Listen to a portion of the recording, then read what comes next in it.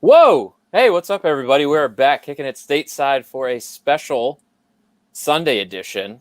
This is something we've never done before. We're just, creating new memories here. I was saying, I feel like it's like an NFL pregame show over here.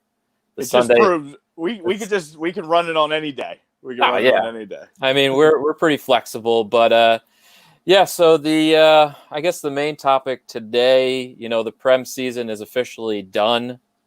I guess we'll kind of go over. I felt like today would be a good day to maybe give some awards out, or maybe think, do you think was the best manager, newcomer? I don't know, something Yeah, along those lines. our typical. Yeah, I kind of looked at the same as far as newcomer. Just something to kind of like wrap up the season where we could put a bow on it and kind of move on. Also, yesterday, I'm sure most of you know, the FA Cup took place. And again, congrats to Brian and Arsenal for a 2-1 win over the boys of Chelsea at Wembley. Again, we'll get into that as we kind of go along. But overall, great game. I thought it was pretty competitive for the most part. I thought Chelsea started out really well, and then kind of second half was pretty much Arsenal's game for most of that second half, and then the red card, and it was good. I thought it was entertaining. Again, it kind of tied into the poll question. I don't know how many or what the expectations were for people out there of what they thought was going to happen. I mean, usually a cup final is pretty exciting, so I kind of wanted to see what everyone's reaction was to the game itself. Do you think? I think it lived up to the billing a little bit. Yeah. Yeah. I mean, it's just different this year because I guess Arsenal maybe didn't finish as high as they would have liked to. And Chelsea's kind of had like a quietly weird, like good season. You wouldn't think that they would finish maybe in like fourth, but I guess they had a big enough lead on maybe, Wolves and Spurs, who are kind of up and down all season. It was almost like an up and down season for a lot of teams, I felt. Yeah, this was monstrous for Arsenal with the way they finished. So yeah, you get into all that. Yeah. Get some good Europa League stuff. Obviously, again, something else we'll really dive into. We'll kind of refresh everybody's memories on the Champions League is back. Yeah. And tying in with that too, I did a little thing on Europa as well, because that's also needs to restart and finish. So just brief, nothing too crazy, but that's starting back up this week. So we got plenty of things going on again. There's no break for us, which is fantastic. Oh yeah, I mean it's great. Even with the Prem season over, you're still getting in Champions League, obviously. To kind of, segue into the MLS, we'll talk about that. We are into the semifinals. We have a Final Four. Yes, you are. And guess what? The fucking Union are in there. They're in there, baby. The boys. And I think they got a really good chance to make it to the final. Me too. I think that's something else that obviously we'll get into when we reach the MLS. But yeah, so it's Philly, Portland will play on Wednesday, and then we got Orlando City, kind of the surprise, I would say, of the whole tournament, getting to the Final Four, and they will play Minnesota United. So again, two pretty good matchups, and we'll kind of dive into that once we get there. But for the Philly people out there, I know the Phillies baseball hasn't been playing this year, obviously, or this week, so at least you have some Philly sports. You can stay with winning this year because they didn't play well in those first three games either. You might as well just throw those out the window. Yeah. But yeah, the most successful team in Philly right now is your Philadelphia Union. Yes. Don't forget it. Don't forget.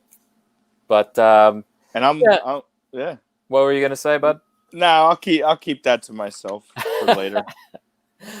But I think that other than that, I think most of the other leagues in our world news are pretty much wrapped up. I think Serie A finished up today or yesterday.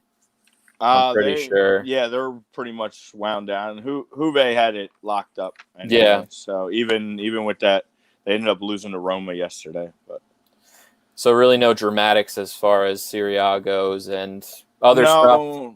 Just another league with a 9-time consecutive champion. So I'll say that's another thing. That's a debate that we can have one day, and why a lot of people, and I'm noticing in some of the groups that we're in, why a lot of people are actually flocking a little bit towards the MLS in this tournament, and it's bringing some excitement to the game and showing how much disparity is in that league, and it adds for definitely more excitement. Yeah, I mean, like you said, the parity, I think, in the MLS is what makes it kind of intriguing to watch. Otherwise, you're getting, the PSGs and the Bayerns and the Juves of the world who have won, I think, like 8 in a row league titles between all 3 of those. So, again, that is another topic and a discussion to have as we go on. But I think the only thing else really before we get going is the championship. Yeah. Playoffs have a final. Fulham will take on Brentford on Tuesday afternoon to decide who will be that third team that is promoted to the Premier League from the championship. Yeah, we got Tuesday, Wednesday, Thursday, Friday, Saturday. Literally from Tuesday on is full slates of phenomenal games that we'll get into throughout the show. And that pretty much starts us off. We will know who our third and final promotion team is into the Prem. Mm-hmm. I got mixed feelings on the 2, so we can kind of go through that too, and I'll kind of say where I'm at and find out where you're at and who you're digging, who you want to see out of these 2 make the jump. So yeah, it's kind of like and for those that don't know, Fulham and Brentford are both crazy located in West London. So they're about, I think they're maybe a mile or 2 apart, their stadium. So it's kind of like it's a hell of a battle derby to see who gets promoted. It's puts a little the West London derby. Yes. Yeah, puts a little intrigue on the matchup in itself. But yeah, that should be fun. But yeah, another jam-packed show coming your way. Obviously, of course, before we get started, got to shout out our boys and our sponsors. The Ambuck Services guys, we've been preaching, getting you guys to clean your damn gutters since June, I think, when we started back up. Yeah, we're getting back up there. Now we're getting back into the August months are approaching us, and that peak heat is headed our way. So instead of getting that, potential heat stroke, cleaning your gutters yourself, or let them do it themselves. Yeah, they know what they're doing. Pros. They know what they're doing. They stay hydrated, they handle their business, and they will make your yard and your house look beautiful. Look new, brand spanking new. Especially before these winter months come rolling in and fall comes rolling in. You don't want to be adding all that extra crap on top of what you already haven't cleaned out. So give these guys a call and get them over there and get yourself ready. Because we still got half of 2020 to go. So who knows what's going to come? I was going to say, we're not really sure. We might have murderous oak leaves. Who knows? You don't want them in your gutter. You really don't. No. The issues just keep rising, but yeah. Obviously, you could find them at ambuckservices.com, and you can find them 856-879-5530. And again, our good doc, Paul Vidal, at Specialized Physical Therapy. Like I said, the heat's going to kick your ass in August. Yeah, or, taking your kids to the water park and running all over and climbing all over those stairs like I was doing yesterday. I'm in. See, you could probably call Paul up. Oh yeah, me and Paul need to have a chat ASAP. Which is great because you can do it over the phone or video conferencing. Absolutely, we will start there, and then I might be traveling over to the Princeton location, being that that's most local to me, and getting And a little bit of work right done. up. Yeah. Crack you like a glow stick. Yeah, man. But yeah, you could. He's the best, and obviously you could find him. You should know this by now: Burlington, Cherry Hill, and the beautiful Princeton, New Jersey. Yes. Paul Vidal, check him out. Specialized physical therapy. .cam. Give him a shout. Who do you? But let's get into this. Do you want to just knock out the FA Cup right away? We might as well, because we already got Ed giving us big ups. Yes, Arsenal is the king of the FA Cup. That's 14. Led by number 14. It doesn't matter. It feels like it doesn't matter how Arsenal does in the Premier League. They always somehow make it to the FA Cup and usually win it. Yeah, they just seem to find a way. It is uncanny. They're a cup team. This was the first Premier League season since it's become the Premier League 25 years ago that they did not finish top 6, like we discussed in the last show, and they were basically not going to be in Europe for the first time. They weren't even going to have a qualification spot, basically. So this was monstrous for Arsenal. And the fact that they are a team that are trying to get back and trying to spend some money, the money that they received by getting back to Europa is huge and should be able to help us get Aubameyang to stay. And maybe bring some defensive help in here. That's the big kicker. By qualifying for Europa League, you're pretty much, saying to Aubameyang, like, okay, you could still be here. Yeah. And play for, play in Europe somewhere, Europa League, Champions League, whatever it is. So he doesn't have to maybe be lured away by some of the other bigger clubs that might come calling. Yeah. And be able to afford, to pay him. Yeah. There's a few other things that are going to have to go down as well, I think. But so far, Arteta has done a phenomenal job for the most part. I mean, monstrous wins, including this one. Now he's won the FA Cup as a player and a coach for Arsenal. So very few guys, obviously, could ever say such a thing in his first year as skipper. So, yeah, man, I'm thoroughly happy, I guess, with the direction this team is now headed going into next season and going into Europe for next season. Yeah, I think that Arteta's done a fantastic job.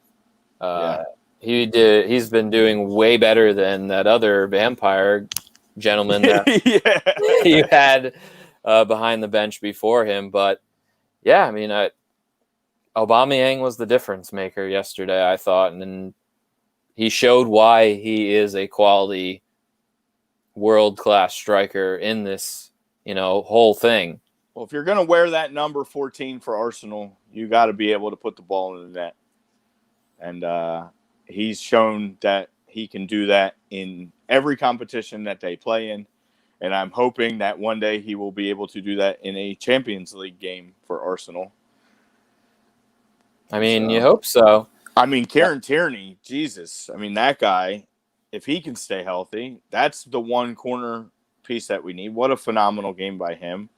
Yeah, he was good. I think we found a goalkeeper. As much as I like Leno, good problems to have, as we always say, to have two quality goalkeepers. And Emiliano just comes out of nowhere. The guy's had a 12-year career with Arsenal. I said he's been there forever. And has never had an opportunity with the top team. Basically said he was no longer going to go out on loan this year. He needed to be that number 2 with Cech retiring and Ospina going to Napoli. He comes in an injury spot, and he's done nothing but have great performances for the most part. Beating the huge. Yeah, I mean, big wins. So things are heading in the right direction. I hope that it continues. I would agree. I think they have a nice young core. I think both teams are kind of in the same position-wise. Both teams have a lot of promising young kids that obviously with, Pulisic, as great as he's looked this season. And again, that was probably another big difference maker yesterday when he got injured and had to come off. Yeah, the game kind of turned a little bit after that. The kid's got unbelievable heart because you could see that hammy was gone before. And he still went to shoot it. Oh, yeah, and it was almost on net. Yeah. I mean, I had an argument with somebody, and he said that thing's going in if he doesn't pull that, and most likely. I mean, you never know how this game goes. You could have hit a crossbar. But but very good chance that ball was going in if he did not pull that, because he would have had a little bit better angle, a little bit more on that run, and a little bit way more on the kick. But absolutely. He's looked great. I know that's big for Chelsea to hope that he's not as hurt as he may be. Yeah, it's I don't know. It doesn't really matter as far as this weekend coming up against Bayern in the Champions League. It's pretty much a foregone conclusion that tie is pretty much wrapped up. So yeah, I wouldn't even try and force him back. Just give him a little bit of a break and get him ready for mid-September, and we're starting right back up again here in a month and a half. So yeah, we're looking at a September 12th start date for the Prem, which is great. It'll be here before you know it. Yeah, it's awesome. So he needs that rest because he's going to be a key component going into next year with your new additions.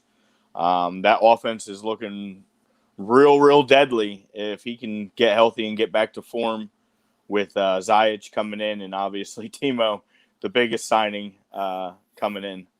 Yeah, and I'm starting to say I would love Kai Havertz, without question, but maybe put that money towards getting some defenders, because that Chelsea defending has been the Achilles heel for them this whole season. Yeah, that's held them back. That's definitely held them back. On that second goal, granted, it was a magnificent finish by Oba, very cheeky, but why is Rudiger comes flying up, totally missed it, totally whiffs, and then Christensen is almost the last chance. Why are you going to ground and leaving your other guys basically exposed? Yeah, if you see Oba's face, as that happened, he was almost in shock that he was able to just have that much room in the box to just send a little chip over with Cavallero's shoulder there. So yeah, you're hanging your boys out to dry. That's fucking bullshit. Yeah, and I understand to go. He needs to leave. I understand Kepa's frustration probably then, and when you have that lackluster performance in front of you as a defender, trust me, I know. I've been through the same thing this year. It's hard. It's hard on your goalkeeper. It's hard on the rest of your team. Having to play from behind or having to try and catch up, or on just bad play. Bad play. Some of the injuries yesterday was just so Aspilicueta, blows a hammy too, and then Christensen has to come in, and it's just why? Yeah, there has to be somebody better out there, right? There's got to be a kid sitting in the academy that's got to be. Where the hell has Tomori been? He hasn't even played this whole restart. I know he was banged up a little bit, but come on. Well, it goes back to what I say. The only reason Arsenal won yesterday is because Mustafi was not in the 18. People were sucking off Rob Holding. I'm he stinks too. Yeah, he had a decent performance, but he's not you can't just run forward with Rob Holding. Yeah, no. When you have a talent like Tierney now, at his age, playing left back. I'm not going to make a comparison at all. Don't get me wrong. But this is, what we talk about, this Liverpool mold. Yeah. Build from the back line, build from the outside, but now you need that piece on the inside. Bellerin or Cedric would be serviceable right back if Tierney's healthy.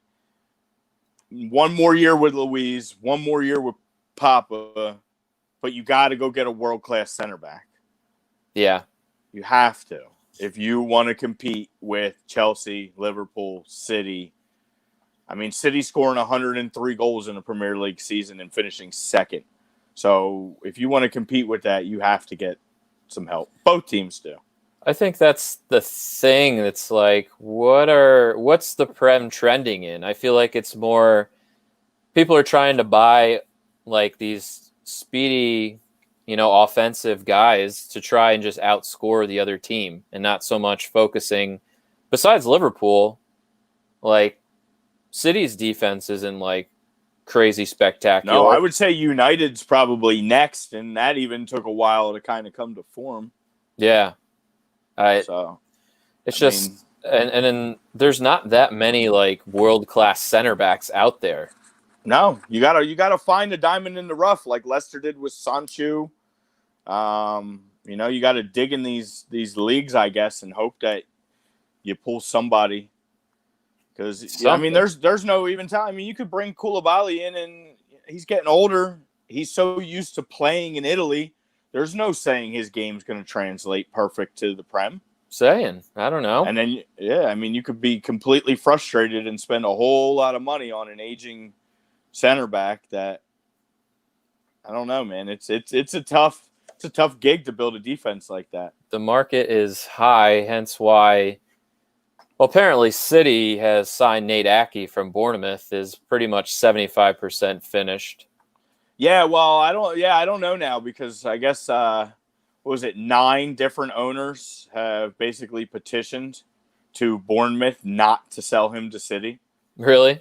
Yeah. There's a petition from 9 Premier League ownerships or general whatever, basically begging Bournemouth to either keep him or good. He can come back to Chelsea.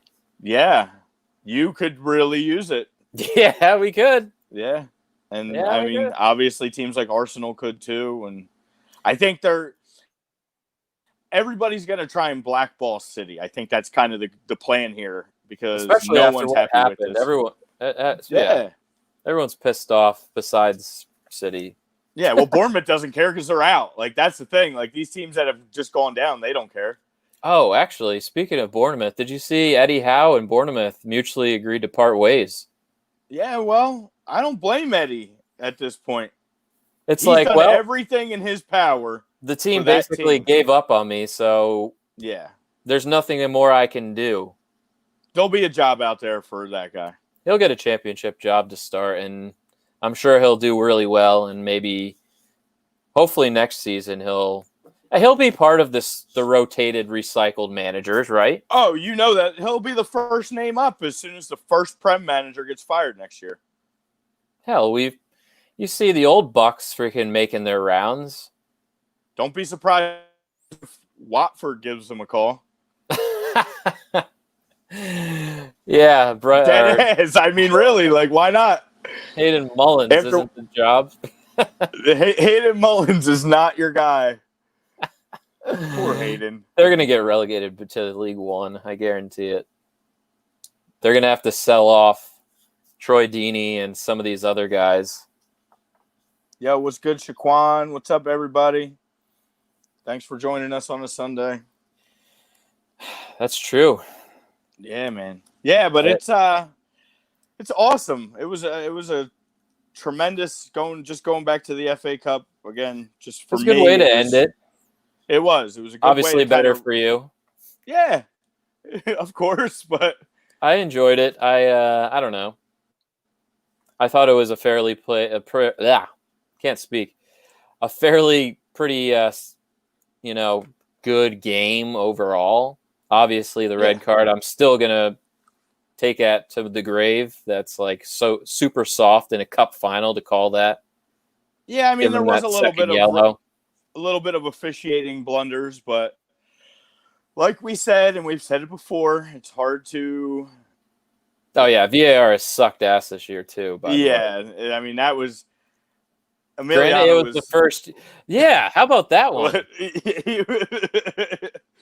He went for that ball like he knew that was still in the ball. He went for that super confidently. I'm like, yeah, he was pretty far out of the box. But he put something up on his Twitter. It was like a screenshot of that, and there's like the line, and there's like maybe just a little sliver of the ball like on the line. yeah, He's like, "Oh, that's all I you caught need. it." That's Yeah. all you need. That So it was close, but yeah, that's that a would have tough been one. that would have been something else too. Yeah, that's a game changer right there. So But yeah, I thought overall I lived up to expectation. absolutely. It was a little slow at times, but the game, it started great and ended pretty solid. So Yeah. it's kind of putting the bow on the season. Kind of sad. It was definitely an interesting year. Obviously, with how the year started and how we got started at the beginning of this season. Totally different from yeah, when we first started, which I don't even know when it actually was. Yeah, we got to look back at that when I have to look back at my Spotify right now and see. I want to say probably late August. We started on A2D in October, but Yeah. you and I had started this whole show and building this whole thing. The brand, as we would say, the Stateside brand. Right. Definitely like late August, early September. Yeah, I think, we were in school early July, and then it was probably early August. I would say we might have put that first one up. Oh, that 2.5 hour. The 2.5 hour one show, I think, was around this time, yeah. And then, obviously we put the first one out that week or a few days before the season started last year. So probably next week would be like the birthday for us all. Yeah. We'll have to have a little cake. Celebrate good times. Come on. Celebrate. But yeah, there was some Premier League action, obviously. Did we talk about Judgment Day much? Or yes and, no, we had the show, and then Judgment Day was last Sunday. Yeah. So we don't have to go crazy over it, but yeah, I guess to kind of top it off, obviously your final four, your top four was Liverpool, City, United, and Chelsea. So that's your Champions League guys. And then 5 was Leicester. Unfortunately for Leicester, was one of the best teams all year till the restart, and that restart really did them in. But they are guaranteed a spot in Europa. And then Spurs finished 6th. Somehow, I don't know. Yeah, somehow, some way, Wolves kind of teetered off. Spurs found ways to grab 3 points. They had a relatively easy schedule late in the year, I think, kind of helped them. Yeah. They didn't have a lot of the big boys late. That disappointing North London derby for Arsenal kind of helped project them to that final 6th spot. True. Which would have been a bank in Europa. But again, like we said, by Arsenal winning, changes the whole thing. Unfortunately, it hurt the Wolves as well, because Wolves being that 7th seed would have made the qualifiers, the second round of qualifying. Right. Now Arsenal takes that knockout stage. They're already moved to the Arsenal knockout stage. Now Spurs has to play in that second round of qualifying. Exactly. Which they will possibly be going to Belarus, Kazakhstan, Montenegro, Estonia, or the Faroe Islands. So good luck with that. Bon voyage. Sucker. Have a fun trip while we are automatically qualified to the knockout stage. You get to go play over there. And if Wolves cannot win Europa, then they will not have a Europe spot next year, unfortunately. Because the winner of Europa does get promoted to Champions League. True that. Obviously, we had awards we wanted to give out, you and I. Mm-hmm. Award show. Yeah, I think that we could possibly start with maybe who do you think the Coach of the Year was? If you want to give it to Klopp, or if you want to state a case for someone else, maybe. I don't know. Believe it or not, if you would have told me I would have been saying this, I don't know, 4 or 5 months ago, you probably would have punched me in the mouth. Mm-hmm. I think their own fans would have punched me in the mouth. But how do you not? Obviously, Klopp is the easy choice. I would agree that he's probably would be coach of the year, yeah. So for me, in these, I dug a little deeper. And my coach of the year in this league, Ole Gunnar. Ole. I knew that's where you were going. They made a crazy push. That restart, they were a new team. Dude, they at one point they were outside the top 10. Yeah. And to make it all the way up to third and secure that Champions League spot with really no major changes other than one change. And that'll segue into my choice for newcomer of the year in the Premier League, which is Bruno. I mean, between those two, I don't know what Ole did, and I don't know, Bruno saved his ass, but that team was just a whole different team. He had 14 appearances in the Premier League and scored 8 goals and had 7 assists. I mean, let that soak in a little bit. Like that. He was at a point a game there for. Yeah. I think he's probably the unanimous newcomer of the year. I mean, obviously, if you would go maybe like Soinchu had a pretty good season. Phenomenal year. I mean, and he was there the whole year. Guys, guys that came up like Cantwell and players like that. Absolutely, that played full years. It's just crazy. Like the way he changed that team is just it's night and day. He brought Paul Pogba back to life.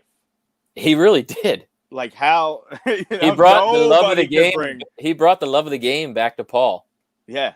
Which early was like United was trying to ship him out and he wanted to leave and they wanted to hold on to him before the restart and him and Ole didn't see eye to eye and then he got hurt and it's just like this drama story every week, like what's going on with him. He wants to go to Madrid or whatever, go back to Juve. And then all of a sudden the restart comes and him and Bruno are finally together like the second or third game in. And it's like this crazy little tandem, like they've played like for years together. Yeah. It's not like they're even from, the same nation or anything like that where they've had a chemistry prior to this. They just, some guys got it. Build it quick. Yeah. And I mean, obviously with United, it did help that the restart actually benefited them huge because Pogba got healthy. Marcus Rashford, who was probably going to be out for the whole season if the restart didn't happen, he was able to get healthy. Yeah. Martial was fantastic the second half here after the restart. So, and Mason Greenwood, I think he might be a youngster of the year. Absolutely. Like he's got to be. United might have some serious hardware, at least from the Kickin and Stateside boys. Yeah, I mean, even Wan-Bissaka. I think Wan-Bissaka led the league in tackles. Makes sense. So I mean, like the whole team was just a different team than what everybody was thinking or expecting, or how they were looking prior to all this. So, yeah, I would probably say Bruno for sure. I would say Bruno, Soinchu, newcomer of the year. Trying to think of the bigger teams who they really had. Liverpool didn't really get anybody new. Yeah, there was really no City newcomers didn't really there. get anybody new. No. I would say, yeah. I mean, but probably between those two. But Leicester just they sucked. I mean, maybe Pulisic? I mean, technically he was a newcomer. I would put him in the top 5, probably. I don't think Chelsea gets that fourth and final Champions League spot without what he did late in the year. Yeah, I mean, the numbers don't really lie. He had some pretty good numbers. Yeah, he was carrying that team a lot. So I saw Eddie said back to the manager of the year. Obviously, Chris Wilder, I would definitely... Chris Wilder would be just ahead of Ole just because of what Eddie said, that they had nobody big. They had no stars on the team. Nobody thought they were going to finish in the top 10. No. Let alone probably the top 15. I just think that even though it was unexpected, that late season kind of fall off from going from basically a potential Champions League spot down to where they did finish.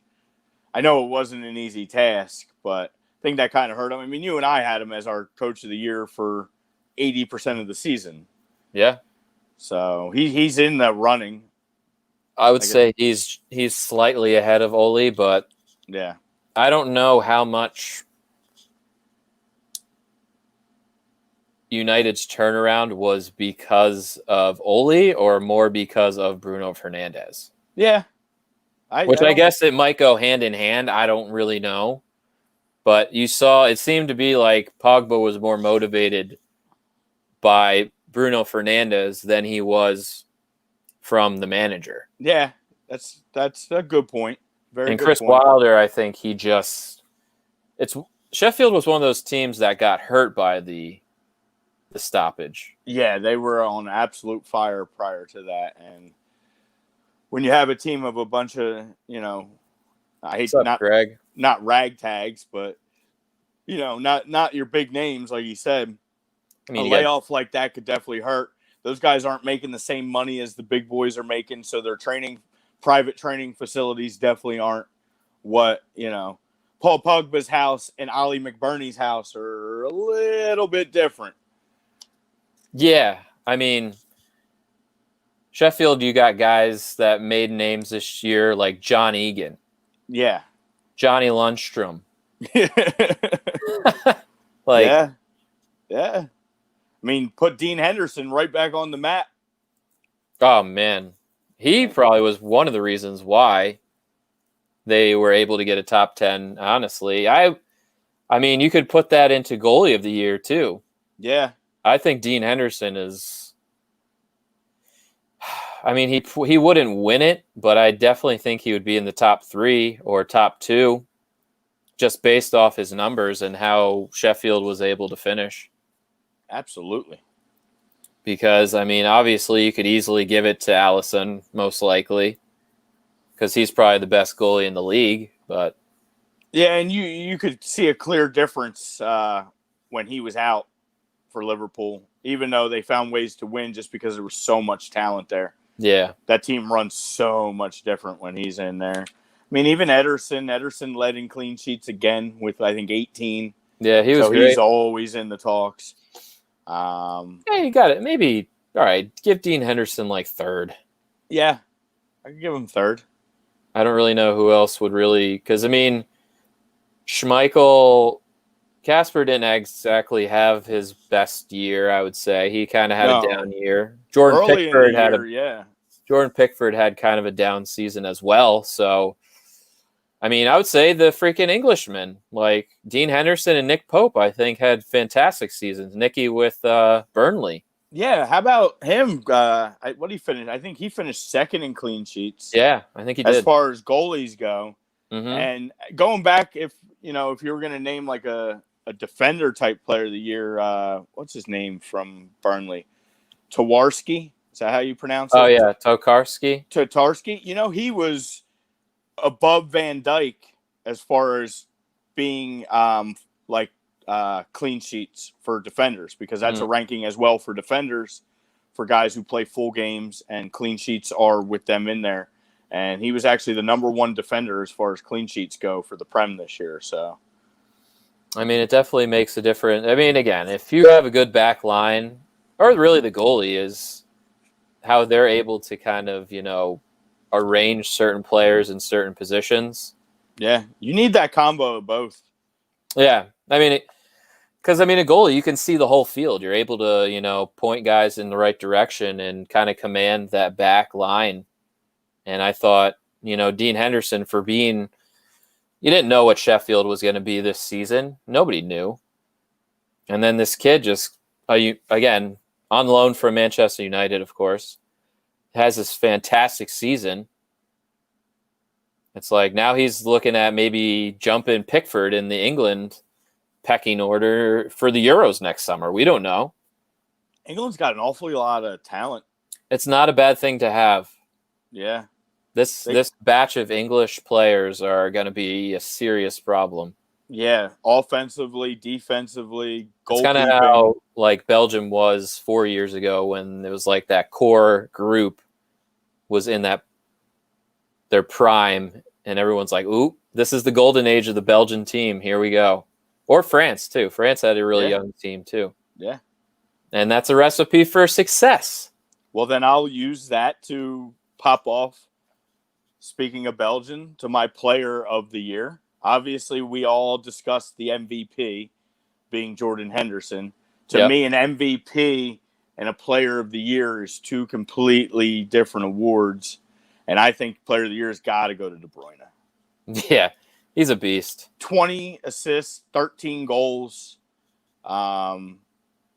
He plays defense. He does everything. The guy does absolutely everything. And you don't even know it because he's not flashy. Mm-mm. He's not a hothead. He's not he might be a hothead, but he's not a look at me type all guy, Belgians are hotheads. Yeah, that's true. But he's not, But I know what you're saying.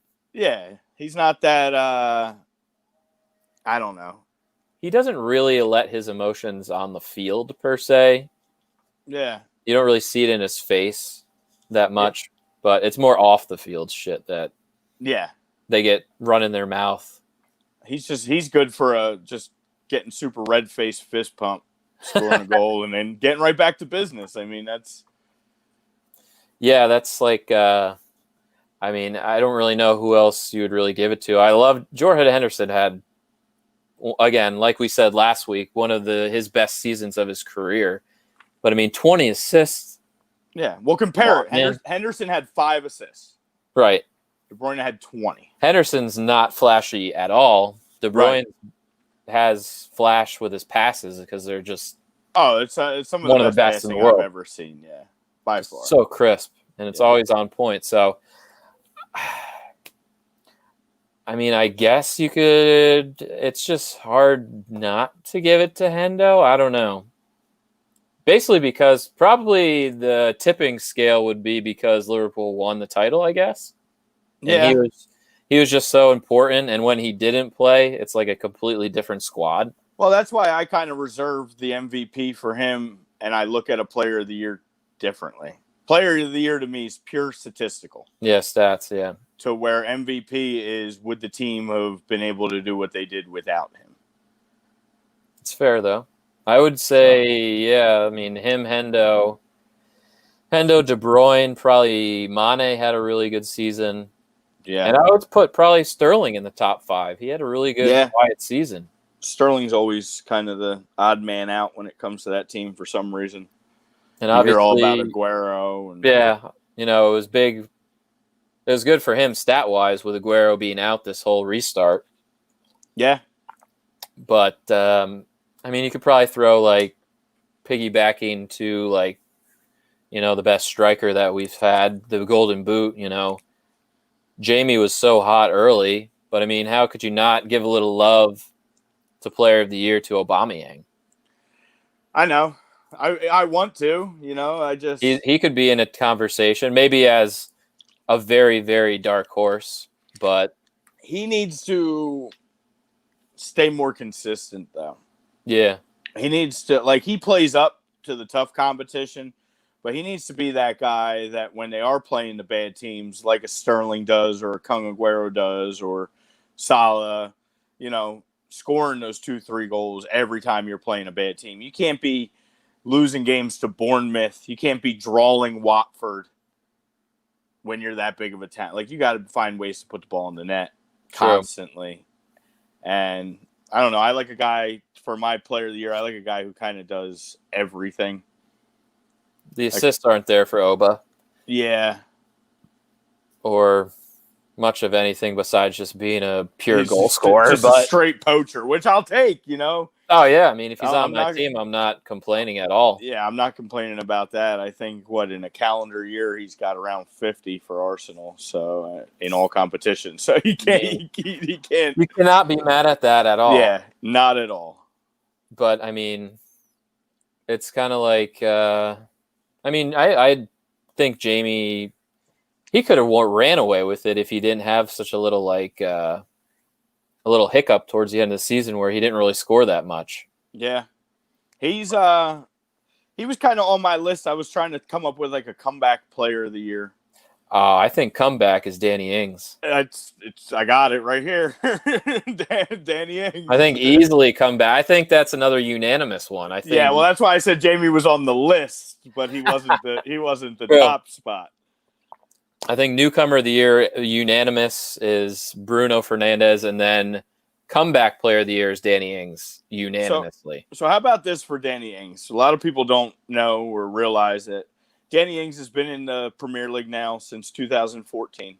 Mm-hmm. From Burnley to 1 year with Burnley. From 15 to 18/19, half the year he was under control of Liverpool. Mm-hmm. And then came over to Southampton mid-season, I guess, 18-19, and has been playing for them since. His time in the Premier League, he has 111 games, 111 apps. He had 43 goals in 6 years. 22 of them were this season. Yeah. I mean, those numbers don't lie. He went psycho this year. I don't know what got into Danny this year, but man, it seemed like every game he was scoring at one point. Yeah, he was just on absolute and he was keeping fire. Southampton at least up in the top 10 there for a hot second. He saved their life. I mean, he definitely. Southampton was winning like 1-0 early, and it's like, well, who scored? Oh, Danny Ings, of course. Yeah, did we even have to look at that? Maybe Che Adams, maybe. Che had a nice finish to the season. He did. He had a very nice finish to the season. But they're nothing without Danny this year. And yeah, they would probably be in a little bit of trouble if Mr. Ings did not go from Liverpool there. So he's still young enough to, get one more. He just had that little. He got a second wind there in his career this year. Oh my God! Well, some of these guys, it takes all that struggle and that time to figure it out. Like we've talked about it with Salah. You go back to Salah's Chelsea days, and pretty much everybody had wrote him off as never being able to play in the Prem again. He leaves, he gets his head out of his ass, and now he's just become a dominant player in the league. So you can never write some of these guys off. It's sometimes just people need a change of scenery. Yeah. Or when you're hot, you're hot. You're just feeling it. Whatever. Whether it's something in your, personal life that, maybe he's getting some good shit on the reg from his wife. I don't know. I don't know what's going on with him, but geez, I mean. And really, I mean, you could give him, even though the Golden Boot does include PKs, that's something that it always has and will continue, I guess. He was your true, in my mind, Golden Boot winner. Mm-hmm. Because 21 of those 22 goals were not PKs. He had one goal off a PK, to where Vardy, I believe, had around 6 or 7, and I know Oba is usually around about 3 or 4 a year he's usually putting in. So yeah, one behind Vardy for the Golden Boot, and did it with only converting one penalty. It's really impressive. Yeah, most of his was from the run of play, which is great. Yeah. But yeah, I don't know how you couldn't give it to Danny Ings for comeback player of the year. The guy had just unreal season, and he's probably going to make some good money. I don't know what his contract situation is for Southampton. Yeah, we'll be diving all into that within the next month when we get our next preview show rolling. So. That's true. Yeah, it's never too early to think about it, because again, like I said earlier, it'll be here before you know it, which isn't a bad a quick thing. Turnaround. It'll be like Champions League basically ends, and hopefully we'll get MLS. Hopefully in home markets. We're not really sure, because the MLB is doing such a great job with controlling that. But again, that's for another show. Yeah. There's a lot of shows on A2D that would love to talk about that for you guys. So if you want to get in that, definitely tune in. I know Agree to Disagree's on tonight, so I'm sure they'll be discussing that. Oh, yeah. I've been seeing Tommy's posts. I know he's got a lot to say. Yeah, a lot of these sports are in jeopardy, man, and I just hope these guys realize what's at stake and what they need to be doing and not be doing, and how it's affecting everybody else, not just on their team, but in the rest of their leagues. And I'm hoping these soccer guys have a little bit more wits about them. That's been a very successful bubble once Dallas and Nashville were removed. Yeah, everybody. So, I don't think they had a single positive test. Yeah, so maybe one. If you can bubbleize your home market, and these guys are willing to do that after a nice little break, then it should be okay. I mean, again, the Premier League's been doing it in home markets. The Bundesliga's done. Every other league across the world has been doing it in their home markets. They haven't had to play in bubbles. Oh, because they actually care about themselves and each other. Yeah, it's amazing. I know we're not supposed to be getting all political on this show, but on any shows on here, we'll leave it at that. God, yes. We'll leave it at that. But any other awards that you could think of? I didn't really have. Obviously, defender would probably be Van Dijk. It's probably a unanimous. Yeah, it's hard to not. I mean, he's such a beast. Yeah, he is. He's definitely a head up on, I would say, any defender. I mean, I guess anybody on Liverpool's back line you could probably pencil in there, and you'd probably say Alexander-Arnold is top 3 defenders in the league. Yeah, because they play a 4 defender set, and you never even need to know who the 4th guy is. Mm-hmm. That's how good the other 3 are. It doesn't matter. Joe Gomez, Matip. Yeah, it's not going to be Lovren anymore. I thought he's gone. Where is he at? Zenit. It's going over to Zenit. Russia. I think a 3-year deal. Our boy Dan, our buddy Dan, from Canada, hit me with that info. Being a big Russian league fan that he is, so Russian league fan. Never hear that. Yeah, he's deep into his other leagues. I respect it. That's pretty cool. Kind of he's kind of not so much Prem and things like that. He likes to, these more competitive leagues such as Russia. Sort of. Yeah. Well, yeah, actually Russia. I mean, Russia's really you got Zenit and Lokomotiv basically. At least recently. Of recent times, are pretty much controlling that. So. Shishka Moscow used to be it. Yeah, I was going to say, he'll text me later with some factoid that I didn't know about the Russian league. Basically like, hey, I can't believe you said that because so-and-so's been one of the best teams. But, hey. Money talks. Yeah. But that's why we love this game. Some people, there's a league everywhere to watch. You go on these gambling sites and, you can put a bet in for the league down in Maldives.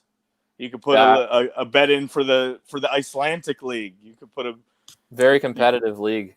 Yeah. So, as a candlestick maker is the goalie. Yes.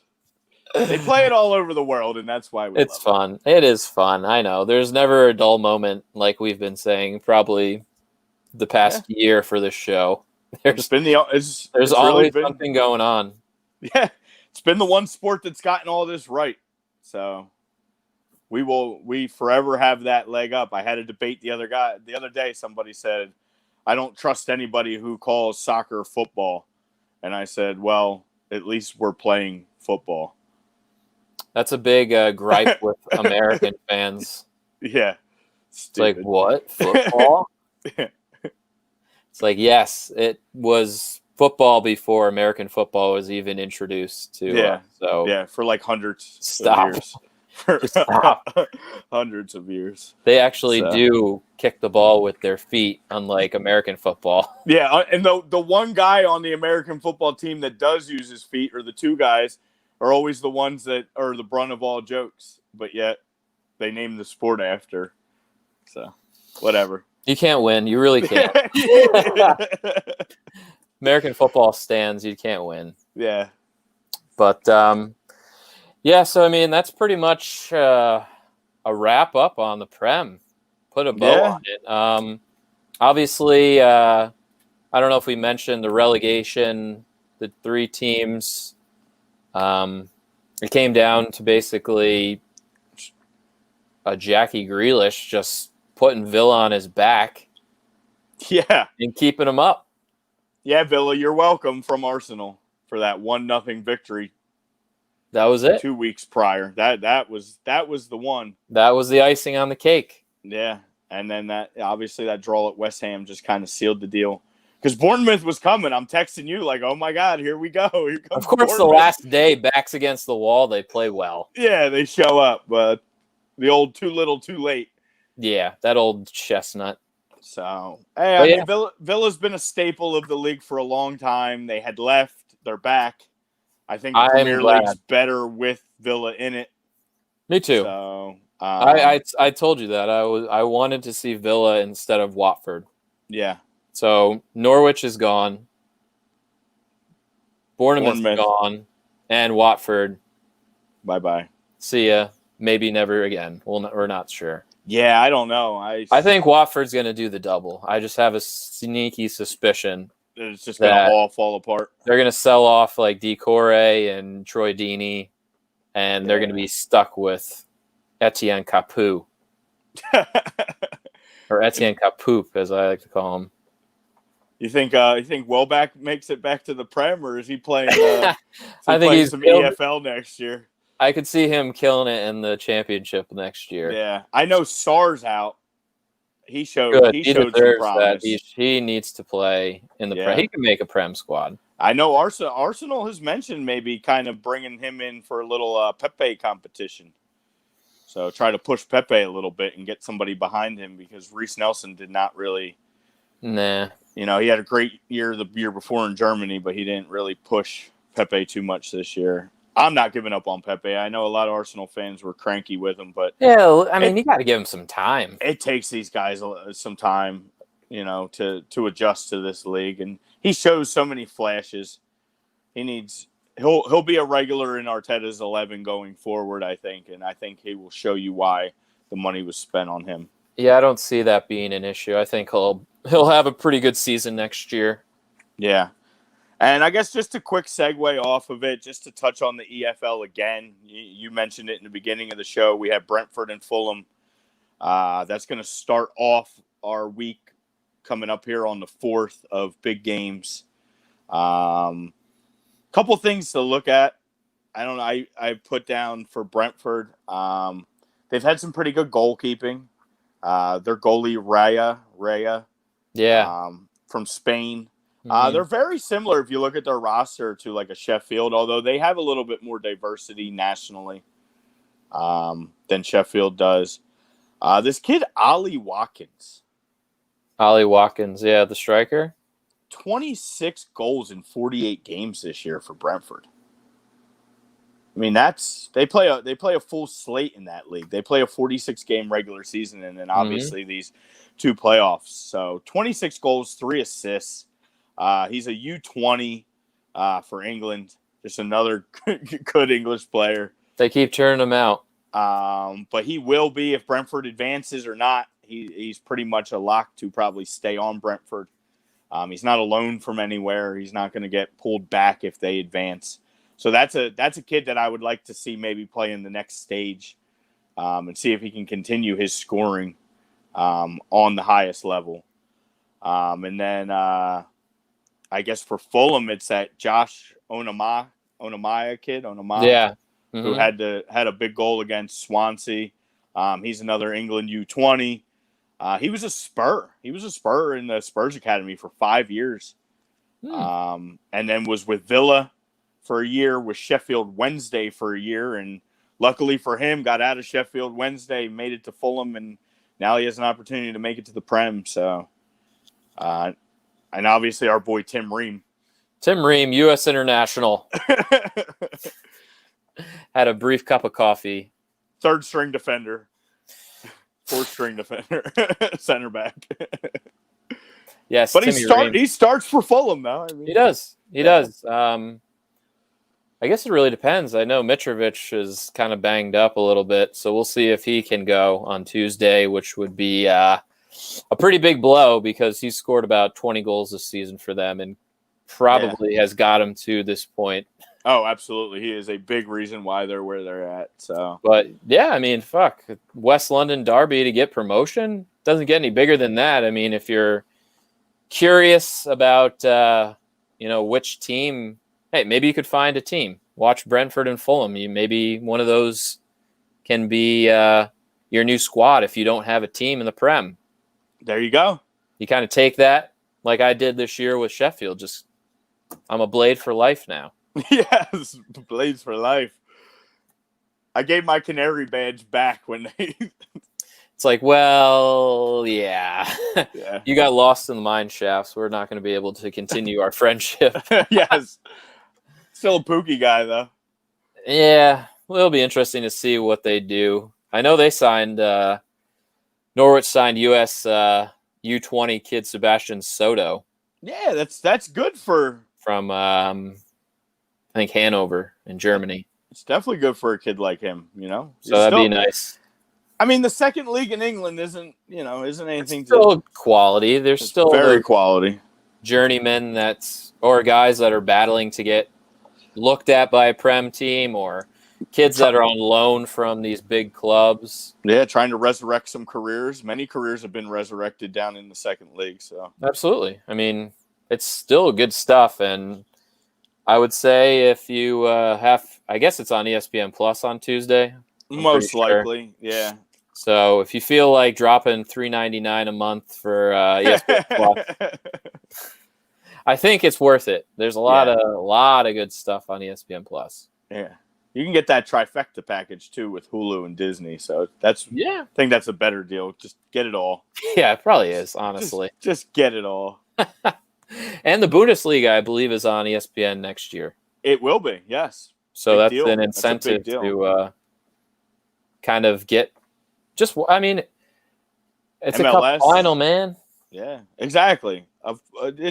It's a huge game. It's because it's beyond when we talk about huge games here. Sometimes it's almost beyond that because literally you're playing to make it to the next league. Like it's awesome. That's what else could you play for? Yeah, So it should be a pretty good matchup, and I don't know. I kind of like to see Fulham get back up, even though Brentford's probably been away for a long time. Yeah.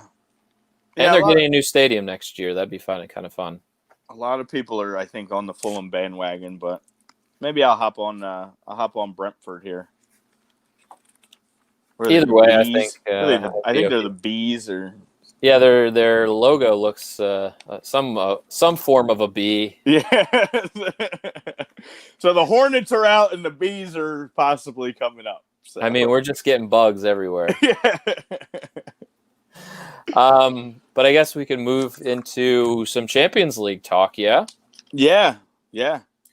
So if everyone has forgotten about the Champions League, that is we're on the second leg of a few games here. Which is going to be starting back up on Friday. Yeah, you got 2 on Friday, 2 on Saturday. Yes, indeed. So Friday, 3:00, both games are. We got Juve and Lyon, which if you forget, Lyon stole a nice 1-0 win at home. So they will travel to Turin and try and pull off a pretty big upset. Yeah, that's gonna be a big task, I think, for them. If it was a 1-0 road win, maybe. I think the only thing that may give Lyon a shot is that there's no fans in the seats. Yeah, because when you go in there with however big their stadium, 70,000 people, it's pretty intimidating. But with nobody in the seats, you're basically put all the pressure on them. Yeah, you're just going in there and trying to escape with all you need to do is draw one goal or a draw. Yeah, you just got to draw. It doesn't matter whether it's 0-1, 2. If you draw, you're fine because you'll have gotten the road goal advantage and you'll have that one up. So I mean, even they could lose 2-1 and still move on because they'll have gotten the road goal. Mm-hmm. So, I mean, they're in the driver's seat, but again, they're playing – not that Lyon is not a talented team, but, I mean, they're playing a way more talented team at home. They got the GOAT. You're playing a man across the other way, named Cristiano Ronaldo. Yeah, in case anybody's forgotten. And he's not one, I'm sure, that's just going to let Leon come into their house and boss them around, I would say. Yeah, I don't think he wants that black eye on his resume of getting knocked out at this stage to a good but not great Leon team. So I think he's going to be coming full force. You got guys like Douglas Costa, Cuadrado. I mean, that team's deep. So yeah, just a typical big club. They just their bench. They got guys that could probably start anywhere in the world that could come in and make a difference. So pretty much. So, but I'll have to root for Leon. I'll be rooting for the Dogs in most of these games. So definitely that should be an exciting game. Good luck. You got City and Real. That's a great one. I don't often root for Real Madrid, but with City stealing 2 road goals, which they're in the driver's seat. They're absolutely in the driver's seat. Yeah, it's a big task for Real. Very big task. But if one team could do it, I mean, this team definitely looks like it. They're one of the better Real teams that I've seen in a long time. Yeah, Madrid's a good team, but the layoff got them healthy. That City team can put up goals like nothing. Well, that's the scary part, is that team scores in clips. I mean, they outscored Liverpool this past Prem season by 21 goals and finished, 20-some points behind them. So, yeah, it's not due to lack of scoring that City had a tough season this year. So defense, baby. Yeah, we just keep preaching it. So, but yeah, that's a tough one for Real Madrid to come into the Etihad and try and grab something, because you're going to have to outscore them. Yeah, oh yeah, you're gonna have to play an offensive game. You can't sit back and try and play for a draw. You need 2 goals. Yeah, you need to win clear by 2 goals. So, and that's a tough ask. Yeah, very tough ask. But I mean, I think City got it in the bag. Unfortunately, you're probably correct, but we'll be throwing that gold on for Madrid on Friday. A la Madrid. Hoping for the best. Oh, shit. But, yeah. So then we have 2 on Saturday as well. We got the Bayern-Chelsea, which is pretty much done. 3-0 to Bayern with 3 road goals. You want to win a whole lot of money and can afford to lose some? Throw like 100 on Chelsea to win, to advance out of this, because I haven't looked at the number yet, but it's being down 3-0 with 3 road goals, it's got to be absurd. I don't know. You might as well throw in. I hate to give up on like anything, but the way Bayern was playing, they are just rolling along. Yeah. Should have been Ballon d'Or winner Lewandowski, but again, fuck you, FIFA. Typical. And that's Adam saying it for a Bayern guy. So that's got to tell you how clear cut. You know it's bad. How clear cut that should have been. Giovanni Infantino, suck my ass. The guy's just, breaking record on top of record. And he's 31 or 2, and he's having his best season. Yeah. With Serge Gnabry just filling it up. He can finally score out of nowhere. Yeah. And now we're going to add Sané to the mix. So great. Can't wait. Yeah. But yeah, that's a Chelsea team that leaks goals. That does not – that math ain't checking out, dog. Yeah, if Ralphie wants to look up on some of the betting things, I would like to know. But I got to say it's got to be at least like plus 1,600 for Chelsea to advance out of this round minimum. So it would take a miracle. Honestly. If you got a hundo to just waste, go for it, because that could put your kids through college. Oh my God! If that would ever hit, God help us all. So and then what's our lead? Actually, probably one of the best ones left. Barca Napoli on a 1-1 split. Intriguing. Yeah. Can Barca fold? Can they buckle again under the pressure? I mean, all Napoli has to do is draw here. In like a 2-2 game. I get a couple road goals. That's a random comment. I saw that from Nate. Dallas Cowboys. Cool. Who is the Dallas Cowboys? What, Bayern is? No. America's team? No. That really threw me off. But yeah, Barcelona and Napoli.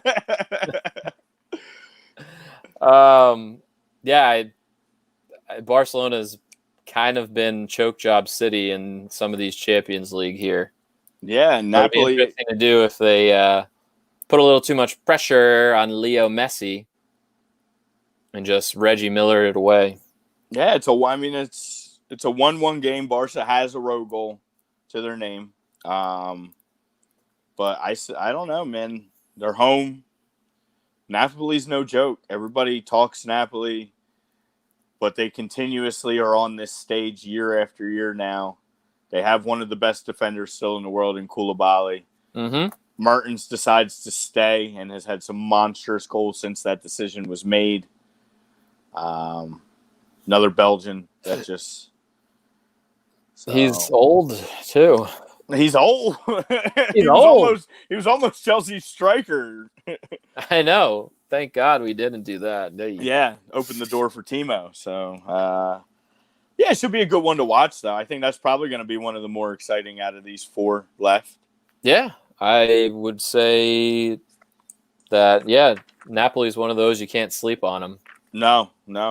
And then that would jump us into once these are done, then that Saturday, I guess, we can discuss, obviously, that some of those games will still need to be played, but we'll have a more clear with Friday's games of the following round and who's going to be up against who with the teams that are remaining. Atalanta and Leipzig already went through, right? They went through. PSG's through. PSG, that was the other one. And one more somewhere in there. I forget. It's been so long. Through. Yeah. So that's pretty much what we got for Champions League. That was a refresher course because it's been quite some time. I think that was the last game. Oh, Atletico. Atletico. They beat Liverpool. I kept wanting to say Liverpool, and I'm like, no, that didn't happen. Atletico, my Spanish league team. João Felix. Coque. Saul. Hey, Saul Niguez. Yeah, that team's good, man. Oblak. I heard. Yeah, well, there's 2 guys at Chelsea hot on the tail. Yeah, the soon-to-be Chelsea goalie, Oblak. And I saw Jose Jimenez was on Chelsea's radar. Why not? I wouldn't mind it. Why not? Quick touch, I guess, on Europa. Yeah. Just because I mentioned it, we won't go crazy, but they start on the 5th and the 6th again. Mm-hmm. So, like we said, we got the EFL game on the 4th. Your 5th and 6th is Europa League, and then you get your Champions League games. A couple notables that are remaining. Wolves are tied with Olympiacos, who knocked out Arsenal. That's right. So Wolves need this, again, to keep their chances of Europe alive. They have to win Europa.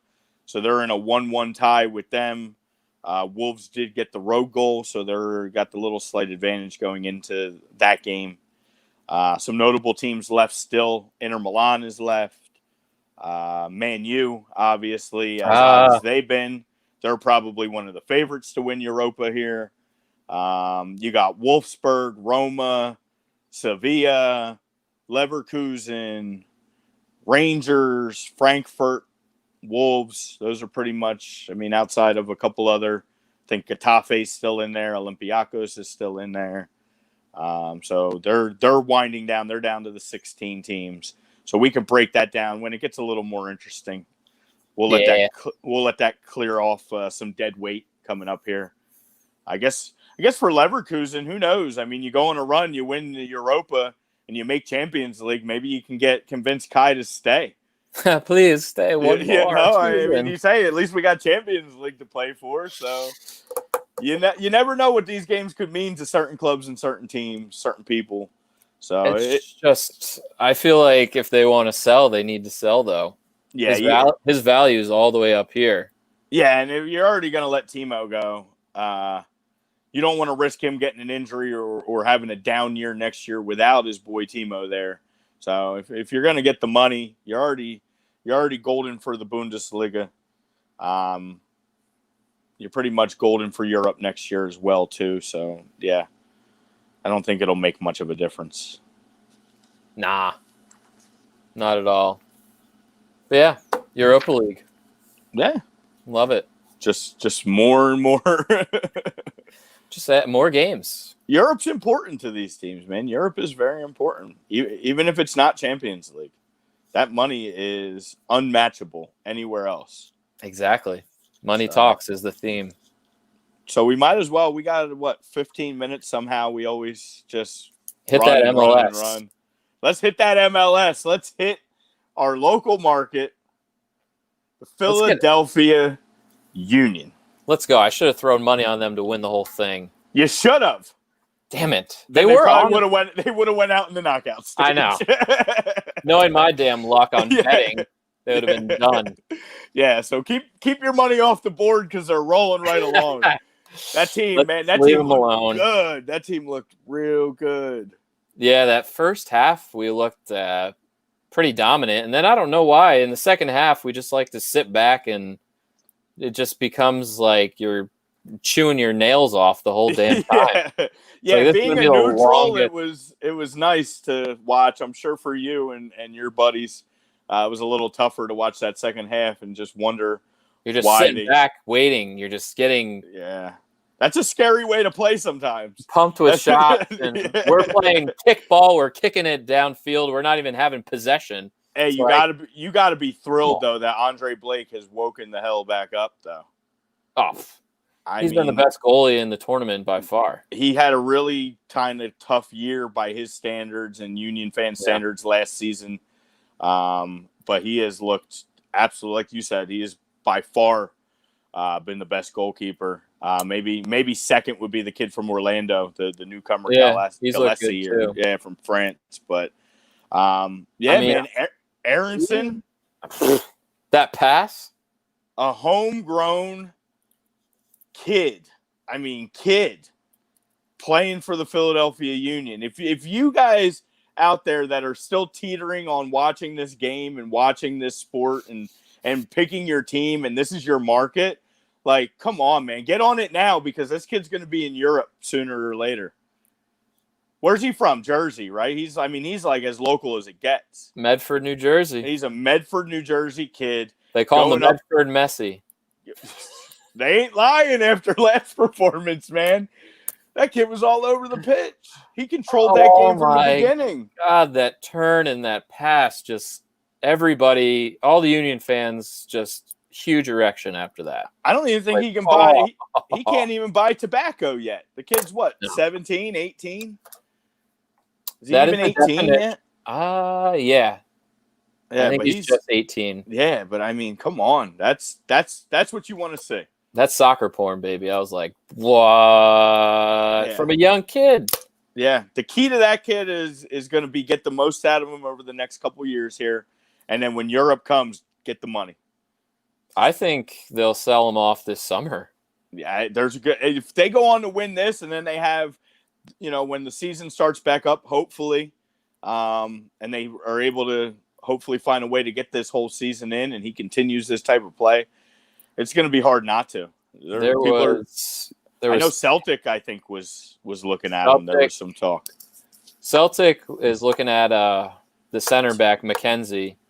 Celtic looks at like half the MLS, which is it's okay. Great. Yeah, no, it's awesome. They want to find some diamond in the rough American. That's it. Celtic's a great stepping stone, man. I would go there and learn. You know who needs to be looking at him? Greg fucking Berhalter. That's who. I don't know who that gentleman is. That too needs to be scouting a kid like Aronson. Yeah, there was like 10 European scouts watching that game. Obviously for McKenzie and Aronson, and then Gianluca Busio on Kansas City, and he got subbed off at halftime.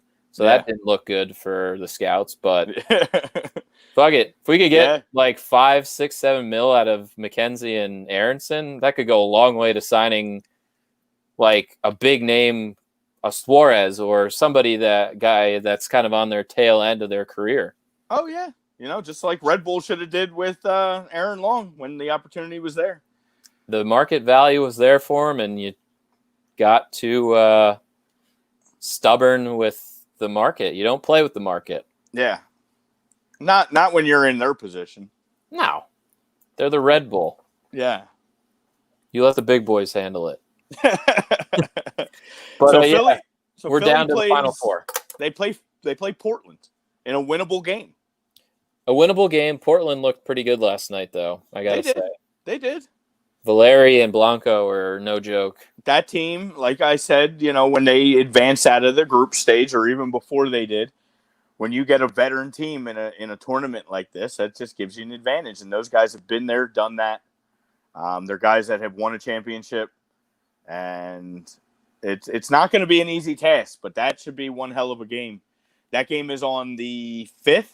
They get the first game? Yeah, Wednesday at 8. I think FS1. Yeah, so all you need to be tuning into that game, whether you're a soccer fan or not. Like my posts have been up, support your local union. Please. That's what Philly's all about. It's a unionized city. You got to back the boys, man. Even I have jumped on that bandwagon a bit. He's wearing blue. From the second half of that Red Bull playoff game last year, sitting in that stadium and just feeling that energy and that vibe. And, and what has transpired at the start of this year, it's hard not to. Again, I know you don't really want my fandom because of my bad luck.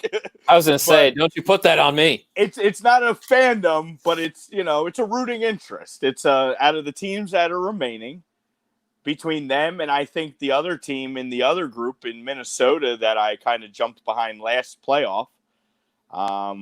Those are my two favorites. Orlando, Minnesota is very intriguing. Yeah, because Orlando, it's like, where did they come from? They've kind of been one of the best teams offensively in this tournament. They are like a rejuvenated squad under Oscar Pereira. Yeah, all of a sudden, and a little home cooking too definitely helps. I'm sure these guys are a little bit more comfortable being at home. Absolutely. But their play has shown. They've been good. They did beat LAFC, which opens the door for any of these 4 teams to win it, honestly. Absolutely. Which is the best. And now Minnesota's getting healthy at the right time. They're playing very good defense. They look very really good. My man Ozzy Alonso, definitely a difference maker. Yeah. And there's a chance Ike finds his way back. I don't know. They keep talking about it. I don't know if it would even be this game or if it wouldn't be till the final. I don't know even if you run him out there as well as they've been playing because there's going to be rust as good as of a defender he is. Yeah, for sure. So, but that should be another good one to watch on Thursday, Orlando and Minnesota. And then that'll get us to a final. Hopefully we'll be talking about the Union playing for a first ever MLS's back cup and a chance. Can we get this first trophy in club history? And a berth in CONCACAF Champions League. That's big too. That's what all this is about, to be honest. All this whole tournament is nice. This is like the U.S. Open Cup. Yeah, that's huge to get a berth into that. Playing against some of the best teams in CONCACAF. So, absolutely. Yeah, I'm just glad LAFC lost because the look on Bob Bradley's face after that match was priceless. Yeah. He was so pissed. Those Bradleys are just whatever. He's another one. I'd like to line up Bob Bradley and Bruce Arena and just go one by one Like whack-a-mole. Punch him right in the dome. Like whack-a-mole with no mallet. Just fucking Bruce Arena getting a red card after the Union match. Kick rocks, bitch. Yeah, he's a little... I'm so glad you guys beat them. Thank God. Jesus, he was complaining the whole time. It's like, dude, stop. Yeah. Just let it go. I don't. We don't have enough time on this show to start talking about Bruce Arena. I bite my tongue. Yes, but definitely punchable faces. And, I was happy to see my man Bradley get that goal, but for the sanctity of MLS and everything, it is nice to see them out. It's good parody. And I think the MLS was one of the first ones besides the NWSL to get the ball rolling, figuratively and literally. The first sport in the U.S. to get rolling. And I thought they did a great job with this bubble, and everything's been successful. The bubble works. Works. Look at that. You gotta get in the bubble. Have a goddamn plan. Yeah. That's the big thing. And basketball kind of followed the plan, and that seems to be working so far. Hockey has. The playoffs started again last night. My Pens lost. Sorry. Not sorry. Both 12 seeds won their first game of this little mini playoff, so we'll see. I know. I know you're not. I'm watching the Flyers at 3. Don't worry. Yeah, I'm sure. But yeah, Jesus. Final Four, Wednesday, Thursday. It should be pretty good matchup. Yes. And yeah, hopefully next show I'll be talking about how the Union are in line to get a club's first trophy. Would be fantastic. Yeah, I think that's anything else you can think of that we forgot? No, I didn't have much in like world news or anything. I had one thing I wanted to talk about, which is going to go with red card, yellow card. So we could kind of do it in one jumble if you want. I don't know if you had anything on the world stage at this point to discuss. Nothing really crazy. It's kind of like as far as news and transfer, I don't think there's anything crazy because we're kind of in that. I guess the only other thing would be Ronaldo didn't win his Golden Boot. Yeah. Ciro Immobile did. Yeah, what a year for him, man. Jeez. Yeah, unreal. Too bad he couldn't do it at Dortmund. God damn. Oh, we're just segue kind of guys, so that's just going to segue into my final thought. City. Let's go. And I don't really have, again, I've kind of been scratching the yellow. Yeah. Because all these things, to me, are they're double yellows. And we're going straight red. We have another racism issue. It involves Dortmund. It involves Dortmund's newest signing, Jude Bellingham. 17-year-old kid, what looks like to be another going to be good Dortmund signing. The kid's from Birmingham City. He's played 1 year at Birmingham City, and they are retiring his 22 jersey. Which is crazy. Yeah, and it's not just because what he's done on the pitch, but the type of person that he is and the type of kid that he is. And they basically said everything that he embodies is why they wanted to retire this uniform and everything that this kid has worked for. He's their youngest ever to play for Birmingham City at, I believe it was 16 years and 38 days to make an appearance for them in an EFL game. And this is a team that's been around since 1875. Started off as Small Heath Alliance, then converting to Small Heath, then becoming Birmingham and Birmingham City. They've been in the EFL since 2011 now. They look like not a top team, obviously. They're at the bottom rung, but they find ways to stay up. They have not gone, they haven't dipped down. True. But yeah, I mean, this kid, I guess, announces that he's signing with Dortmund via Twitter. And here come the racist Germans and basically saying he's done nothing and he's just something along the lines of the black people just chase money. Oh. And I mean, what a nice way to welcome one of your new up and coming signings that you're trying to pair, with Haaland and Gio Reyna and trying to build something here. It's just, I mean, come on, man. It's absolutely disgraceful. Again, I think what was said was taken down. I didn't get, and then he, I guess, screenshotted and reposted basically like, hey, this is, Twitter took this down, but here's what we got. So, Right. Again, big red card on the racism. But I look forward to see how this kid's going to use this and build himself a career here.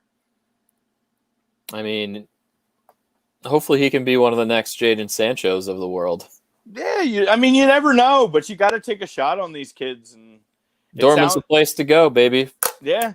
We play the youngsters. It sounds like the kid plays well, and he's got a good head on his shoulders, and he does a lot outside of the game.